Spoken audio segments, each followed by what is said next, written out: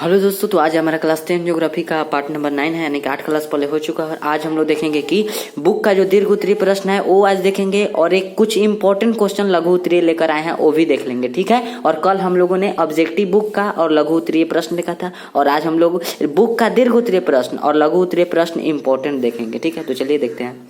आपकी बुक का प्रश्न है दीर्घ उत्तरीय प्रश्न, जिसमें पहला क्वेश्चन, दो ही क्वेश्चन पूछा हुआ है। पहला क्वेश्चन है कि संसाधन के विकास में सतत विकास की अवधारणा का व्याख्या कीजिए।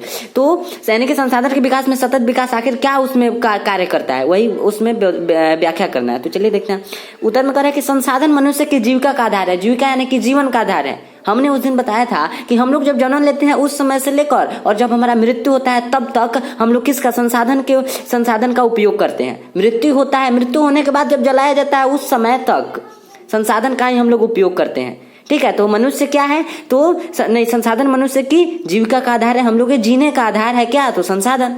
जीवन की गुणवत्ता बनाए रखने के लिए क्या जी, संसाधनों के सतत विकास की अवधारणा आवश्यक है। यदि जीवन को अच्छा से जीना चाहते हैं, क्या यदि जीवन को अच्छा से जीना चाहते हैं तो सतत विकास की अवधारणा क्या है, आवश्यक है। सतत विकास यानी कि जिस संसाधन का हम भी उपयोग करें और हमारे आने वाली अगली पीढ़ी भी उसका उपयोग करे, वही सतत विकास है। अगर जीवन को अच्छा से जीना चाहते हैं तो उस संसाधन का आप कम से कम उपयोग करें, किसी भी संसाधन का। ऐसा नहीं कि हम छोड़ दिए और वैसा ही वो किसी भी प्रकार से विवेकपूर्ण हम अपने बुद्धि से उपयोग नहीं कर रहे हैं, किसी भी प्रकार से करने लग जा रहे हैं। अगला करता है संसाधन क्या है, तो प्रकृति प्रदत्त उपहार है। प्रकृति के दिया हुआ एक उपहार है, एक तोहफा है क्या, तो संसाधन। और इस कारण से यहाँ पर कुछ गलत है, यहाँ पर क्या होगा कि नहीं होगा, यहाँ पर होगा कि इस अवधारणा के कारण मानव ने इसका अंधाधुंध दोहन किया। किस अवधारणा के कारण की, अरे ये तो क्या है, फ्री में है, प्रकृति के द्वारा दिया हुआ है, तो इस अवधारणा के कारण मानव ने क्या किया कि इसका अंधाधुंध दोहन किया। मतलब विवेक किसी नहीं, ऐसा ही किसी भी प्रकार से मतलब कोई लिमिट ही नहीं है, उतना दोहन किया, ठीक है। तो जिसके कारण से पर्यावरणीय समस्याएं भी उत्पन्न हो गई। पर्यावरण में समस्याएं, हम पर्यावरण क्या है, हमारे आसपास जो भी चीजें है जी वही तो पर्यावरण है। तो क्या है, जिसके कारण पर्यावरणीय समस्याएं उत्पन्न हो गई। संपन्न लोगों द्वारा स्वार्थ के वशीभूत होकर, संपन्न यानी कि जो अच्छे से जी रहे हैं, जिनके पास खाने पीने के लिए अच्छे से सब कुछ है, लेकिन उनके द्वारा ही अधिक से अधिक क्या किया गया है कि संसाधनों का शोषण किया गया है, कि स्वार्थ के लिए, अपने लिए, एक तो खाने पीने के लिए है, लेकिन अपने लिए वो क्या करते हैं, स्वार्थ के लिए, मतलब होता है अपने लिए क्या करते हैं, संसाधनों का विवेकपूर्ण अविवेकपूर्ण से उसका उपयोग करते हैं, बुद्धि से नहीं, ठीक है। अगला है कि जिससे विश्व पारिस्थितिकी में घोर संकट की स्थिति उत्पन्न हो गई। जिससे विश्व में, एक जगह नहीं, विश्व में घोर पारिस्थितिकी की उत्पन्न हो गई। भूमंडलीय तापन कहने का अर्थ है वायुमंडल और महासागर के तापमान को हम लोग क्या कहते हैं, भूमंडलीय तापन। मतलब वहां पर भी तापमान अधिक हो गया, उसको हम क्या कहते हैं, भूमंडलीय तापन। उसके बाद ओजोन क्षय क्या होता है कि जो ओजोन क्षय वायुमंडल में है, जो कि क्या करता है, हमारे लिए की सुरक्षा प्रदान करता है। किससे, सूर्य से एक पराबैंगनी किरण आती है जो हमारे त्वचा के लिए, स्किन के लिए खराब होती है, जिसके लिए वो मदद करता है क्या, तो ओजोन क्षय। अब उसमें क्या होने लगा है कि छिद्र होने लगा है, यानी कि छेद होने लगा है। उसके बाद है पर्यावरण प्रदूषण, पर्यावरण प्रदूषित हो गया। मृदा क्षरण, मृदा का कटाव हो रहा है।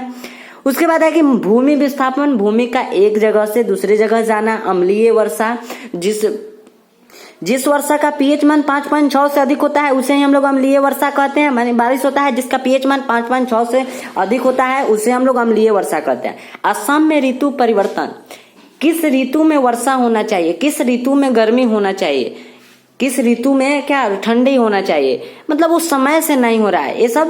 ये सब संसाधन के अनियोजित उपयोग के कारण ही हो रहा है, ठीक। उसके बाद क्या है कि जैसी पारिस्थितिकी संकट पृथ्वी पर व्याप्त सभ्यता को निगल जाने को तैयार है। इस पृथ्वी पर जितने भी सभ्यता है उनको निगल जाने को ये सब तैयार है, अगर इन स्वार्थी तत्व द्वारा अनवरत विदोहन चलता रहा। अगर चलता रहा इस स्वार्थी तत्व द्वारा विदोहन, मतलब इसका उपयोग अधिक से अधिक, तो पृथ्वी का जैव संस्कृत जीवित चीज है विनाश के आगोश में समा जाएगा। अतः वर्तमान के साथ भविष्य को सुरक्षित रखने के लिए सतत विकास की आवश्यकता है, ठीक है। तो चलिए दूसरे नंबर प्रश्न को देखते हैं। दूसरा प्रश्न कहता है स्वामित्व के आधार पर संसाधन के विभिन्न प्रकारों का वर्णन कीजिए, जो कि हमने बता दिया है, मतलब क्या कंसेप्ट में ही बता दिया है, बुक में पहले मतलब कुछ पार्ट में बताए होंगे, जिसमें कि स्वामित्व के आधार पर संसाधन 4 प्रकार के होते हैं, व्यक्तिगत, सामुदायिक, राष्ट्रीय, अंतर्राष्ट्रीय। तो व्यक्तिगत में क्या होता है हमने बता दिया है, इसलिए आप देख लीजिएगा, ठीक है। तो वैसा संसाधन जिस पर किसी एक व्यक्ति का या फिर खास व्यक्ति का अधिकार होता है उसे व्यक्तिगत संसाधन कहते हैं।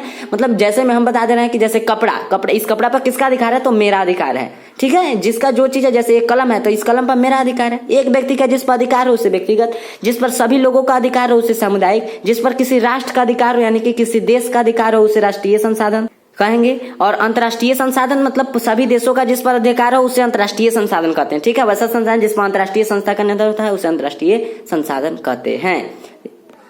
अगला है कि इंपॉर्टेंट प्रश्न कुछ, जिसमें क्वेश्चन बैंक यहाँ पर नहीं है, ये गलत लिखा गया है। सबसे पहला क्वेश्चन है कि क्योटो सम्मेलन का मुख्य उद्देश्य क्या था। तो क्योटो सम्मेलन का मुख्य उद्देश्य क्या था, तो क्योटो सम्मेलन 1997 ईस्वी में आयोजित किया गया था। कहाँ, तो जापान के एक देश है जहां पर एक वहां का एक शहर का नाम है क्योटो, वहां पर आयोजित किया गया था। तो इस सम्मेलन का मुख्य उद्देश्य था कि पृथ्वी को ग्लोबल वार्मिंग से बचाने के लिए। ग्लोबल वार्मिंग कहने का क्या अर्थ है कि ग्लोबल वार्मिंग कहने का अर्थ है कि गर्मी अधिक पड़ने लगा था, उससे बचाने के लिए ये सम्मेलन हुआ था। बचाने के लिए यहाँ पर एक और लिखा गया, इसको काट दीजिएगा। अगला है कि जिम्मेदार ग्रीन हाउस गैस, मतलब बचाने के लिए जिम्मेदार कौन सा गैस, तो ग्रीन हाउस गैस है। तो इसके उपयोग में कटौती करने के लिए कहा गया, इसके उपयोग में सभी देशों को कटौती करने के लिए कहा गया। ग्रीन हाउस मतलब क्या, CO2 कार्बन डाइऑक्साइड गैस को कहा गया। ठीक है, कि जैसे कि कार्बन डाइऑक्साइड ये सब गैस कहाँ से निकलता है, जैसे उद्योग से निकलता है, AC से निकलता है। तो इन सभी में कहा गया कि कुछ इसके उपयोग जो उपयोग कर रहे हैं उसमें कुछ कम कीजिए ताकि ये सब गैस कम हो, जिसके कारण से गर्मी कम पड़े। ठीक है, चलिए अगले प्रश्न को देखते हैं।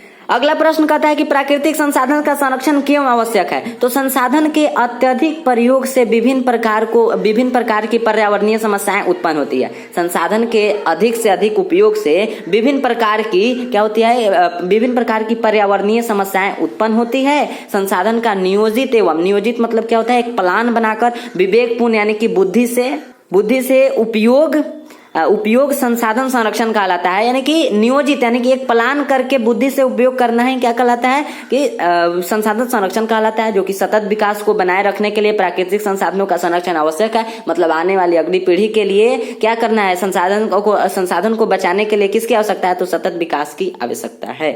ठीक है, अगला प्रश्न है कि संसाधन संरक्षण का क्या महत्व है। तो संसाधन को संरक्षण कर पर्यावरण को बिना क्षति पहुंचाए, संसाधन को संरक्षण कर पर्यावरण को बिना क्षति पहुंचाए, भविष्य की आवश्यकताओं को मद्देनजर यानी कि ध्यान में रखते हुए वर्तमान भविष्य को कायम रखा जा सकता है। इसे वर्तमान विकास के साथ साथ भविष्य भी सुरक्षित रह सकता है। क्या कर रहा है कि संसाधन को संरक्षण कर मतलब बचाव कर पर्यावरण को बिना क्षति पहुंचाए, मतलब पर्यावरण को क्षति नहीं पहुंचाए, नुकसान नहीं पहुंचाए, भविष्य की आवश्यकताओं को मदद यानी कि ध्यान में रखते हुए, आगे आने वाली पीढ़ी को ध्यान में रखते हुए वर्तमान भविष्य को कायम रखा जा सकता है। इसे वर्तमान विकास के साथ साथ भविष्य भी सुरक्षित रह सकता है। क्या रह सकता है, तो वर्तमान के साथ भविष्य भी सुरक्षित रह सकता है। ठीक है, तो 3 ही प्रश्न था। तो चलिए अब मिलते हैं कल की क्लास में।